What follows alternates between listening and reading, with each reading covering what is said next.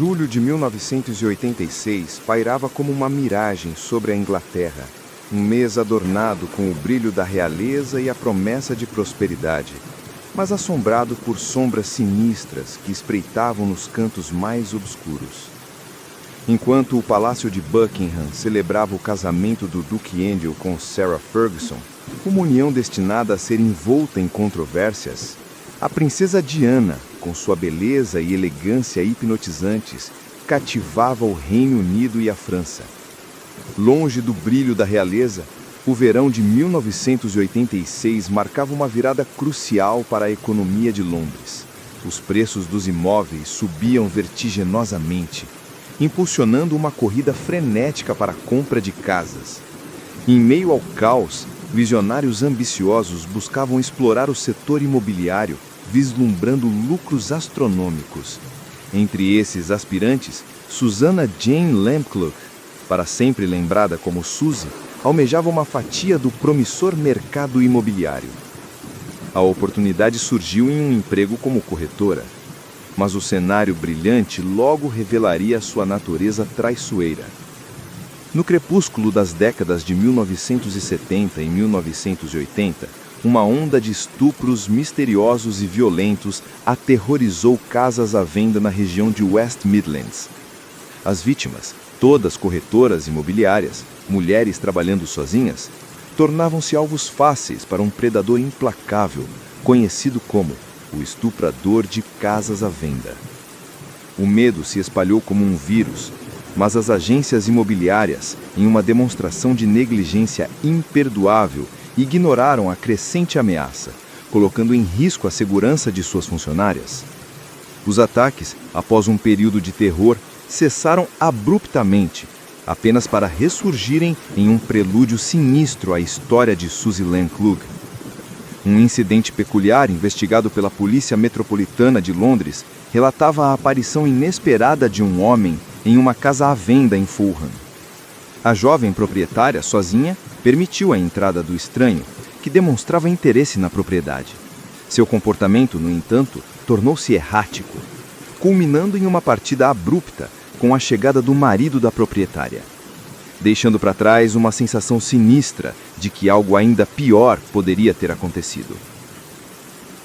Suzy Lamplugh, talvez alheia aos horrores que espreitavam em seu novo trabalho, trilhava seu caminho rumo a um destino implacável.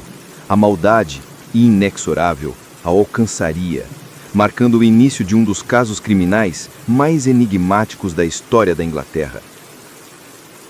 Em seus primeiros dias como corretora imobiliária, Suzy logo descobriu que a realidade do trabalho era muito diferente de suas expectativas. O ambiente, impregnado por uma cultura masculina excessiva, a reduzia apenas a um objeto de exibição.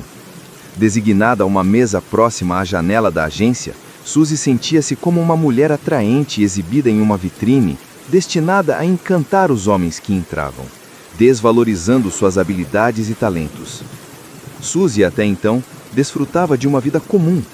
Criada no sul de Londres, dividia o carinho dos pais com os seus 3 irmãos. Descrita pela família como uma jovem extrovertida e despreocupada, Suzy havia trabalhado como estetista num navio de cruzeiro, mas ansiava por mais da vida. Essa busca a levou à agência imobiliária Sturgis, na movimentada rua Fulham, em Londres. Após mais de um ano na agência, Suzy já demonstrava desenvoltura na função. Na fatídica segunda-feira, 28 de julho de 1986, Suzy, aos 25 anos, deixou seu apartamento vestindo um salto agulha baixo, uma saia cinza e uma jaqueta escura. Pela manhã, permaneceu na agência até meio-dia, aguardando seu encontro com um potencial comprador às 12h45. A propriedade, uma imponente casa na rua Shore Roads, a poucos minutos da agência, estava no mercado há menos de 2 semanas. O comprador, um homem identificado como Sr. Keeper, aguardava-o no local. Colegas a viram deixar a agência rumo ao encontro. O encontro, aparentemente banal, marcaria a última vez que Suzy Lamplugh seria vista com vida. À medida que a tarde avançava, a ausência de Suzy começou a gerar preocupação no gerente da agência imobiliária Sturgis. Em um acesso de apreensão, enviou funcionários à casa na rua Shaw Roads, onde Suzy deveria estar reunida com o cliente. A corretora, no entanto, não foi encontrada. Diante da situação alarmante, o gerente contatou Diana Lempglug, a mãe de Suzy, informando-a sobre o desaparecimento da filha. Nas horas que se seguiram, a família Lempglug iniciou uma busca frenética por informações, mas sem sucesso. Ao fim da tarde, o gerente, consumido pela angústia, registrou o desaparecimento na polícia. Inicialmente, os investigadores trataram o caso como um desaparecimento voluntário. No entanto, após conversas com os colegas de Suzy, a sombra do sequestro começou a pairar sobre a investigação. O investigador Mick Jones observou que ninguém na agência conhecia o Sr. Keeper, um cliente desconhecido, reforçando a suspeita de um possível rapto. Uma busca minuciosa no apartamento de Suzy não revelou nenhum indício de seu paradeiro, confirmando que ela não havia voltado para casa. As buscas, incessantes, se estenderam por toda a noite. O carro da agência, um Ford Fiesta branco utilizado por Suzy, foi encontrado na rua Stevenage, a cerca de 2,4 quilômetros do ponto de encontro com o suspeito. O carro, estacionado de forma irregular e destroncado, estava sem chaves e a bolsa de Suzy no seu interior. A posição do banco do motorista indicava que ela não havia sido a última pessoa a dirigir o carro. Diante da visibilidade do carro, o superintendente da polícia optou por divulgar o caso publicamente, na esperança de atrair testemunhas. A exposição midiática foi massiva. Pelo menos 100 pessoas entraram em contato com a polícia, alegando ter visto Suzy no dia de seu desaparecimento. O interesse do público pelo caso da corretora atingiu proporções extraordinárias. O jornalista e apresentador Nick Ross, do programa Crime Watch, ao cobrir o caso de Suzy Lempglug, expressou sua opinião contundente, afirmando que os britânicos possuíam um fascínio morbido em testemunhar a destruição de vidas felizes, ricas e privilegiadas. O perfil de Suzy, embora de classe média, despertava grande interesse. A morbidez do público se manifestava na imaginação de uma mulher tão bela se tornando vítima de um crime tão perturbador. Segundo Nick, os clichês do crime fascinavam Londres. Suzy era atraente, feminina e jovem. Sem essas características, o interesse em auxiliar nas investigações poderia ter sido drasticamente menor. As fotos de Suzy, radiante e cheia de vida, foram amplamente divulgadas. Era apenas questão de tempo até que o número de testemunhas aumentasse. 3 testemunhas relataram ter visto um homem, entre 12h45 e 1h, rondando a residência na rua Shaw Roads, enquanto Suzy aguardava na porta de entrada. Minutos depois, Suzy foi vista saindo da casa na companhia do homem. Uma 4ª testemunha, ao passar pela rua, confirmou o encontro, mencionando que o homem carregava uma garrafa de champanhe com um laço. Uma 5ª testemunha alegou ter visto a dupla entrar num veículo. As testemunhas descreveram o suspeito como um homem branco, entre 25 e 30 anos, com cabelos escuros penteados para trás, vestindo roupas elegantes, incluindo um terno escuro, com uma aparência de estudante universitário. Durante a tarde, várias testemunhas relataram ter visto o Ford Fiesta branco da agência. Os investigadores interrogaram o namorado de Suzy, um corretor de 27 anos, e o colega de quarto.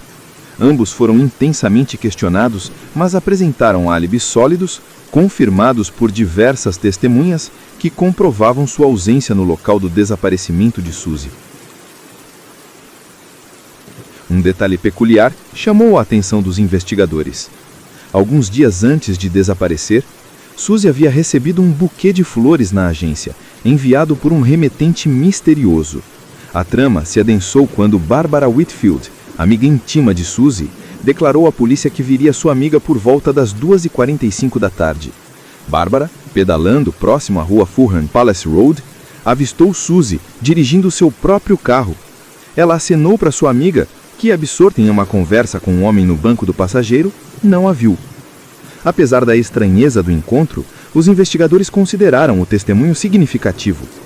Inicialmente, uma foto de Suzy com o cabelo escuro foi divulgada, sem saber que ela havia recentemente pintado o cabelo de loiro. A descoberta ocorreu quando uma testemunha relatou ter visto uma mulher loira, muito parecida com Suzy, dentro de uma BMW preta em alta velocidade na mesma estrada onde o Ford Fiesta branco foi encontrado abandonado. A testemunha alegou ter visto a mulher loira lutando contra o motorista e apertando a buzina do carro. Diante da nova informação, os investigadores passaram a suspeitar do envolvimento da BMW escura. A pista, no entanto, só renderia frutos 6 meses depois, quando a polícia foi informada sobre a descoberta de uma BMW abandonada na Bélgica, registrada em nome de um homem conhecido como Sr. Kipper. O proprietário do veículo, após ser investigado, apresentou álibis convincentes, sendo descartado como suspeito e devolvendo as investigações à estaca zero. Apesar do grande número de testemunhas, os investigadores se viam diante de um quebra-cabeça complexo, sem conseguir conectar todas as peças.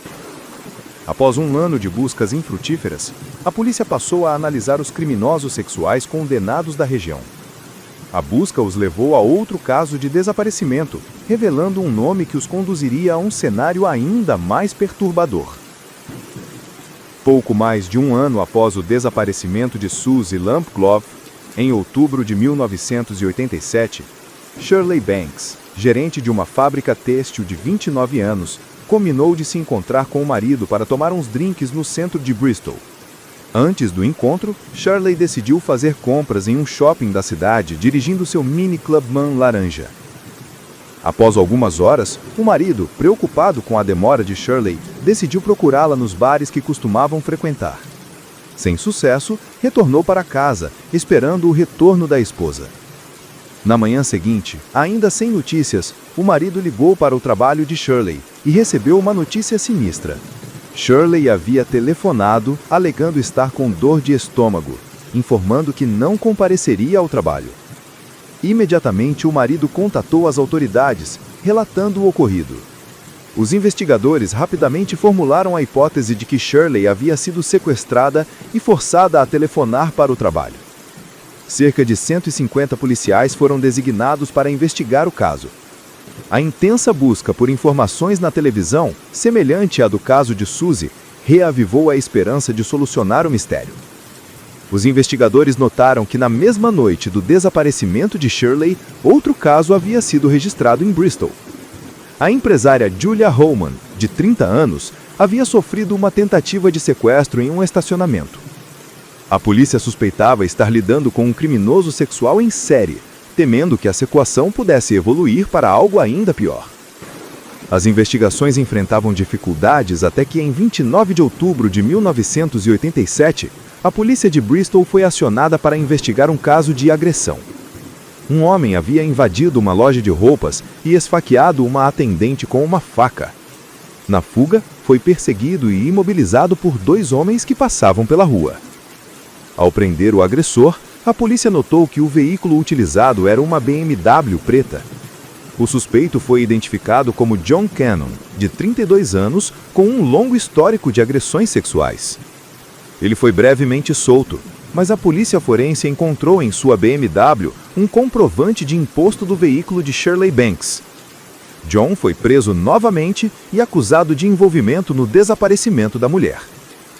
O Mini Clubman laranja de Shirley foi encontrado em posse de John, pintado de azul e aparentemente escondido. Ele alegou ter comprado o carro recentemente em um leilão de um homem desconhecido. Julia Holman, a empresária que havia sofrido a tentativa de sequestro, identificou John como o agressor.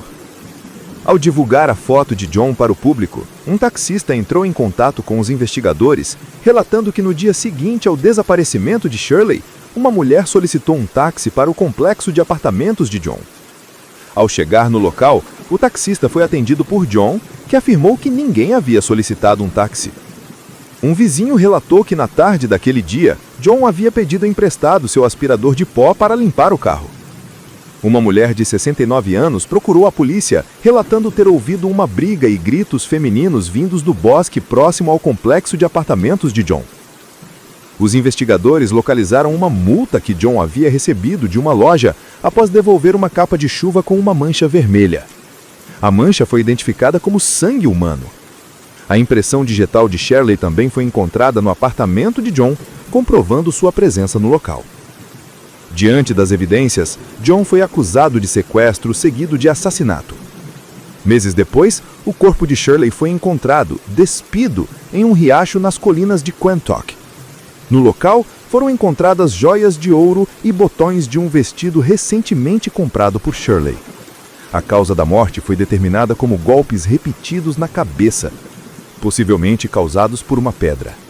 O legista observou sinais de tortura física. John Cannon foi acusado do assassinato de Shirley Banks, além de outras acusações relacionadas à violência sexual e sodomia de uma terceira mulher, tentativa de sequestro de Julia Holman, sequestro para fins sexuais e agressão indecente. Por esses crimes, foi condenado à prisão perpétua sem a possibilidade de liberdade condicional. O caso parecia encerrado, mas os investigadores notaram a semelhança entre John Cannon e o esboço do suspeito no caso de Suzy Lampglove. Ao investigar a conexão, descobriram que na época do desaparecimento de Suzy, John havia sido libertado da prisão e vivia em um albergue próximo ao local do crime.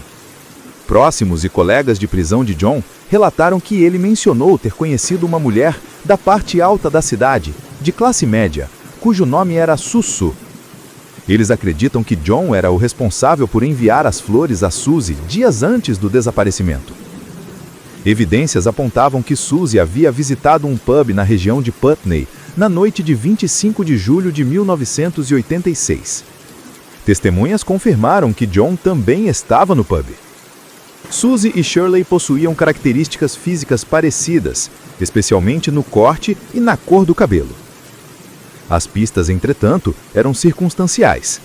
Os investigadores precisavam de mais informações para confirmar suas suspeitas.